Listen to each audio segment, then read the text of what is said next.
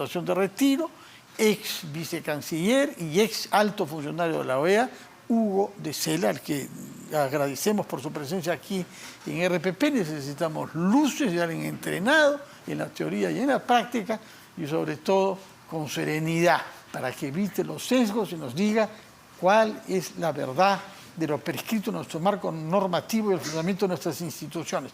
Y lo primero que queremos conocer es su opinión sobre el documento hecho público ayer, que había sido entregado a nuestro embajador ante la sede de la ONU en Ginebra, el señor Chuquiguara, el día 24, un documento de 21 páginas que ha sido firmado por 8 responsables de agencias de la ONU que tienen que ver con derechos humanos en diversos aspectos.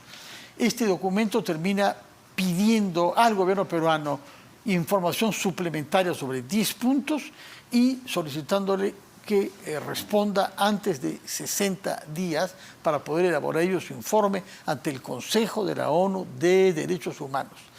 Hace un recuento de lo sucedido desde la tentativa de golpe de Estado de Pedro Castillo, que la pone en el origen de este ciclo, hasta la situación actual, pasando naturalmente por el elevado número de muertos y haciendo precisiones sobre lo que se sabe ahora sobre la causa de estos muertos, en ese sentido contradiciendo bajo condicional a formulaciones hechas por la señora presidenta Dina Boluarte, quien dijo que los muertos en Juliaca no eran acción de la policía, lo cual parece estar puesto en duda por los informes forenses reportados a las agencias de la ONU de Derechos Humanos, por la Defensoría del Pueblo, por la Policía Nacional y también por el Ministerio de Salud.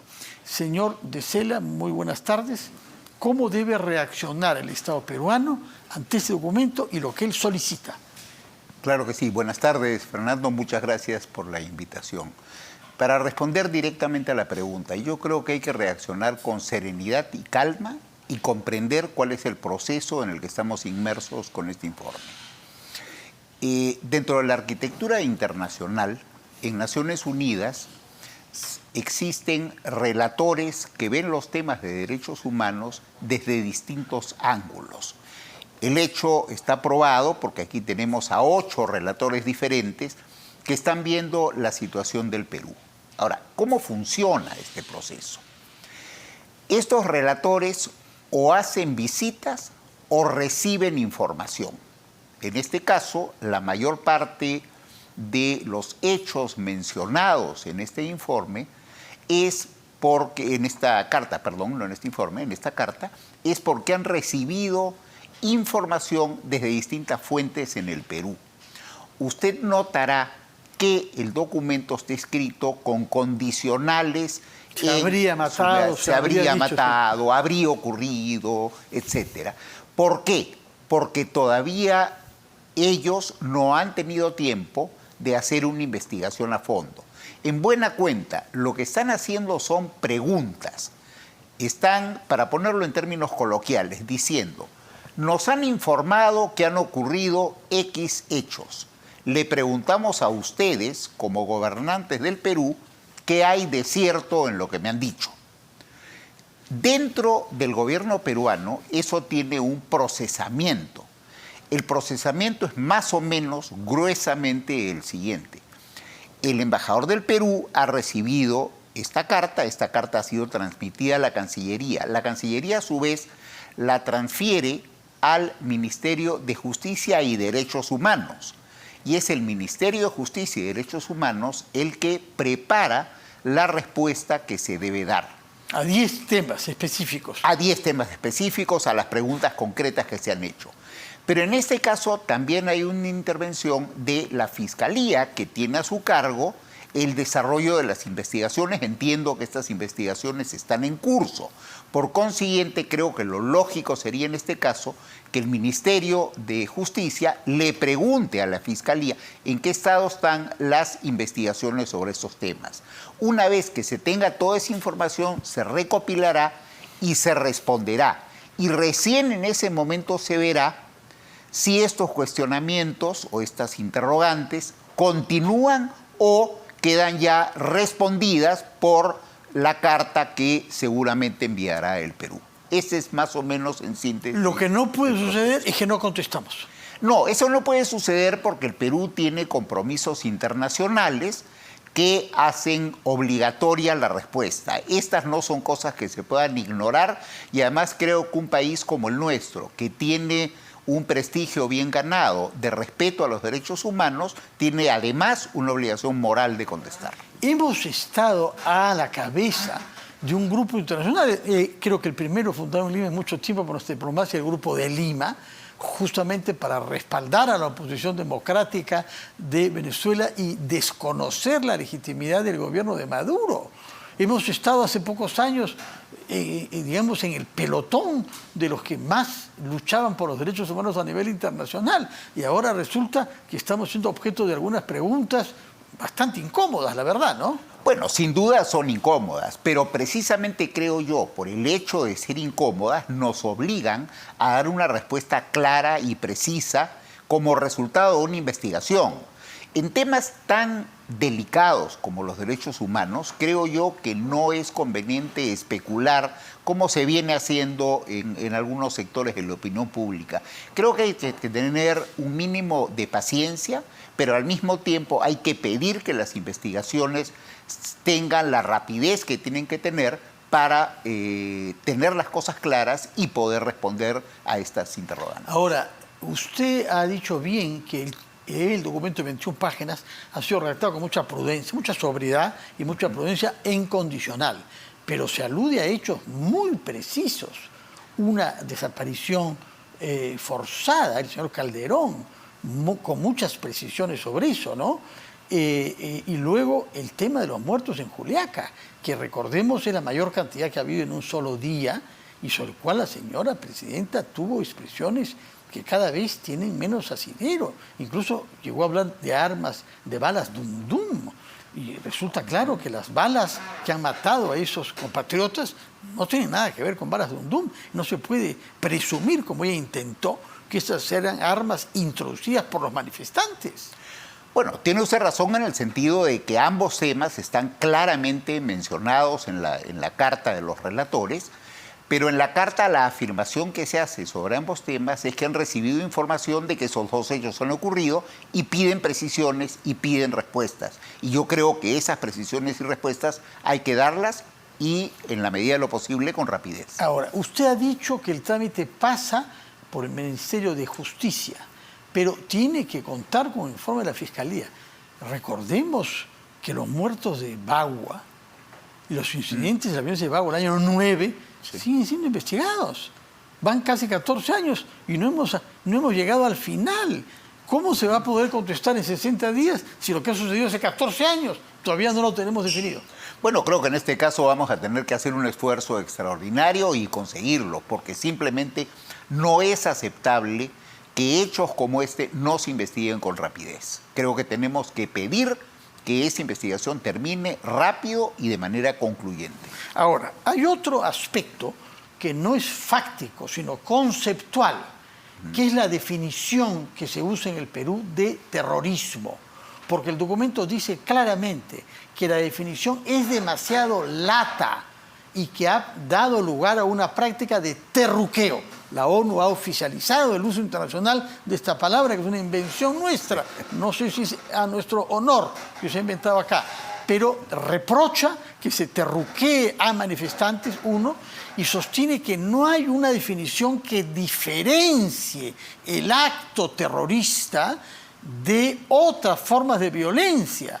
Y esto es sumamente grave, puesto que si el terrorismo es todo, diluimos para nuestros compatriotas lo que significó Sendero Luminoso, un movimiento criminal probablemente el más sanguinario de la historia de América Latina. No es lo mismo que otras formas de violencia. Vemos sicarios, vemos matanzas de grupos en los Estados Unidos, en estaciones, en supermercados, se mata. Pero eso no es terrorismo allá y podría serlo de acuerdo a esta definición lata en el Perú, porque es lo que genera zozobra y terror en la sociedad, sin mayor precisión. Esto ya no es un tema fáctico, es un tema conceptual en el que uno está pidiendo que clarifiquemos el concepto de terrorismo, que es un tema grave en el Perú, ¿no? Sí, sin duda es un tema grave. Creo que desgraciadamente por lo que ocurrió con Sendero Luminoso, con el movimiento Tupac Amaru, nuestro país ha sufrido en carne propia el terrorismo y desgraciadamente hemos aprendido a costa de muchos miles de muertos qué es el terrorismo. En consecuencia, creo que ese es un tema que en nuestra sociedad está bastante claro. Nosotros sabemos perfectamente qué es terrorismo y qué no es terrorismo. Y por consiguiente, pienso que una pregunta de ese tipo debería también contestarse con precisión y basada en los antecedentes históricos que tenemos en nuestro país. Pero el Código Penal da una definición demasiado vaga. Demasiado vaga. No se requiere un objetivo político. Acá lo grave es que olvidemos que Sendero Luminoso quiso capturar el poder del Estado y someternos a todos a un régimen de esclavitud, a una sociedad totalitaria dirigida por ese señor Abimel Guzmán. Ese es el objetivo político de un grupo terrorista como Sendero.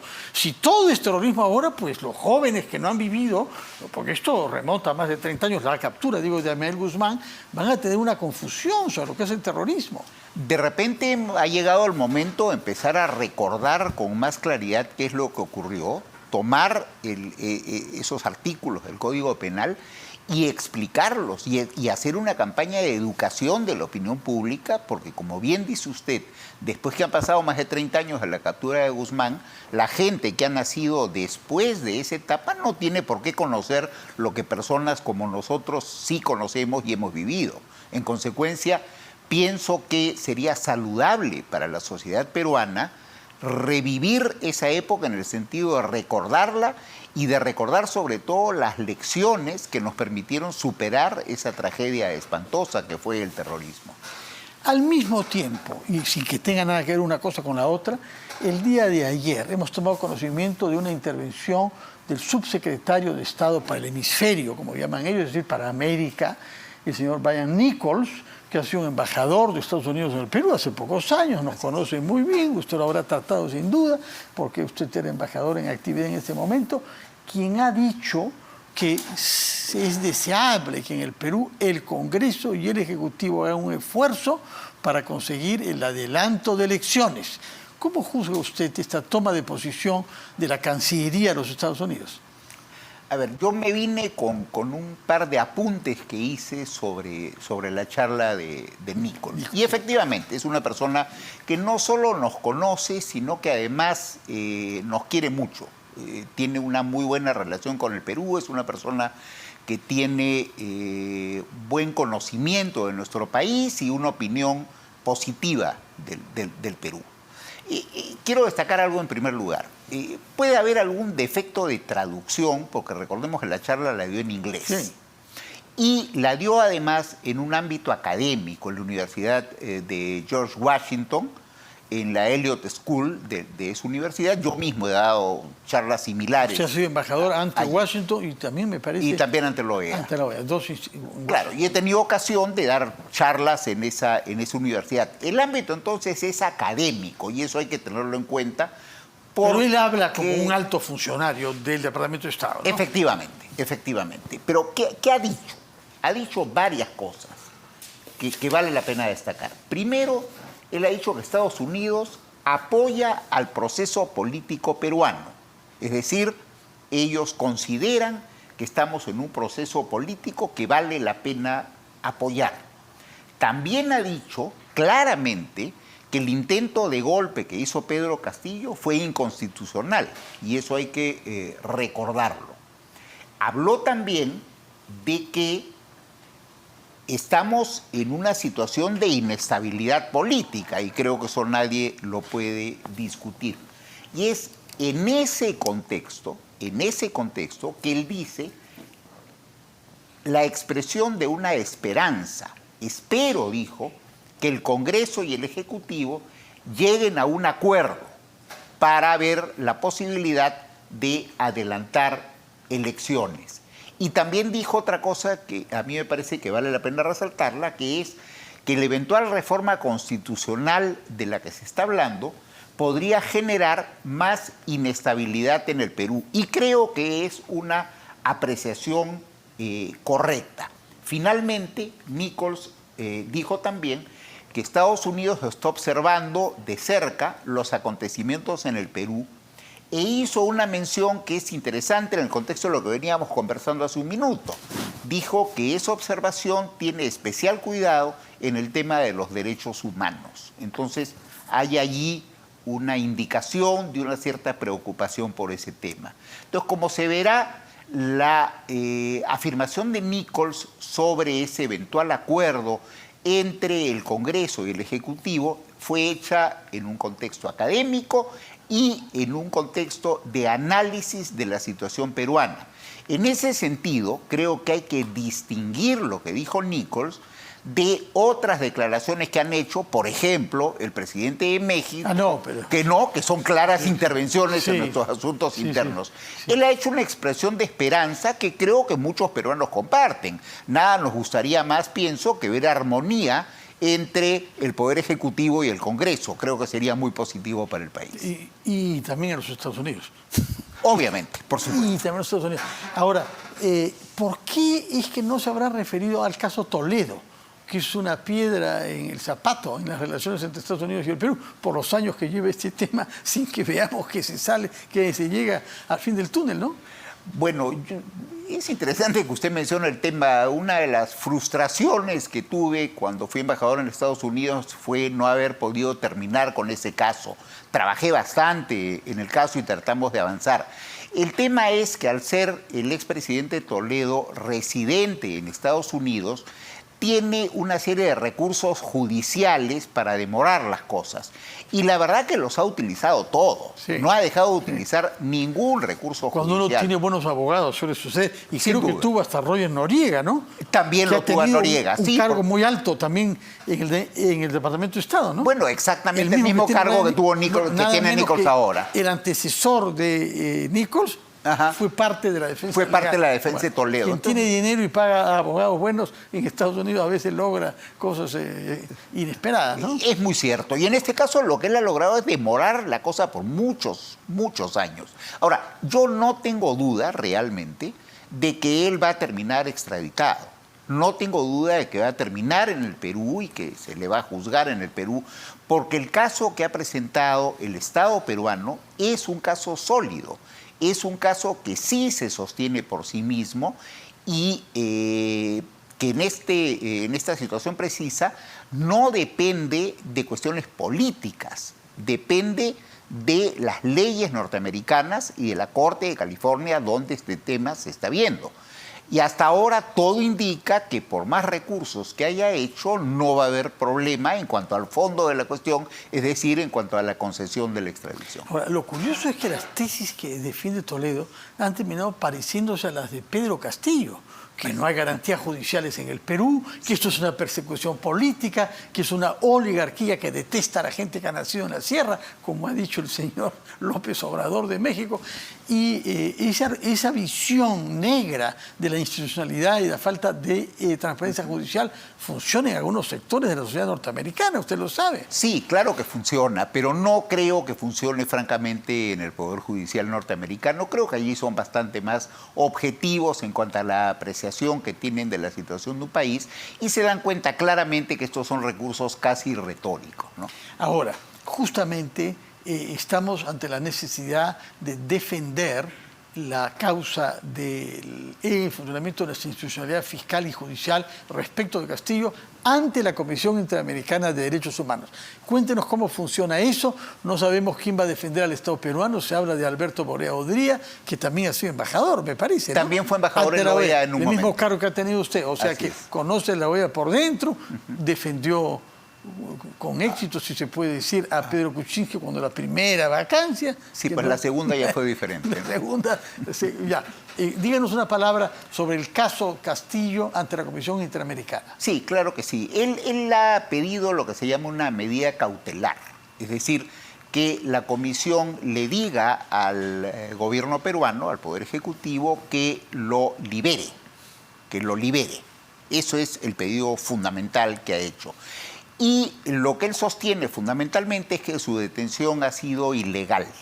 ha sido ilegal, ha sido sin cumplir con las normas peruanas. Yo francamente creo que eso no tiene ningún asidero, creo que es un recurso más que él está utilizando para poder difundir su caso en el exterior, pero francamente creo que las posibilidades de que lo logre son mínimas. Ahora, otra vez han conseguido abogados, parece con algún fuste, como el famoso señor Zaffaroni, que algunos lo citan como una eminencia en el derecho penal y que ha sido también miembro del Sistema Interamericano de Derechos Humanos. No sé si se cruzó con él cuando estaba una vez usted, pero en todo caso lo que dijo acá en el Perú realmente es de un nivel muy ramplón, que lo que hizo Castillo el 7 de diciembre es una proclama política y no un golpe de Estado, realmente contradice el sentido común de una manera más grosera que uno no puede imaginar, ¿no?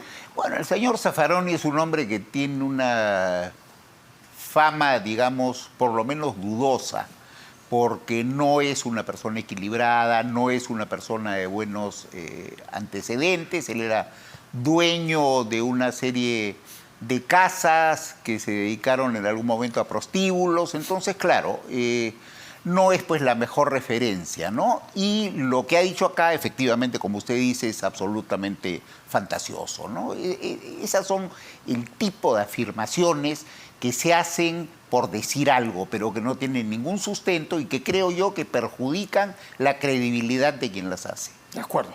Pero en todo caso, estamos ante la posibilidad de que la cosa se eleve hasta la Corte Interamericana, que decide sentencias vinculantes. Es difícil hacer predicciones, porque es un poco adivinar el futuro, pero creo que será extremadamente difícil que el tema llegue a la Corte Interamericana.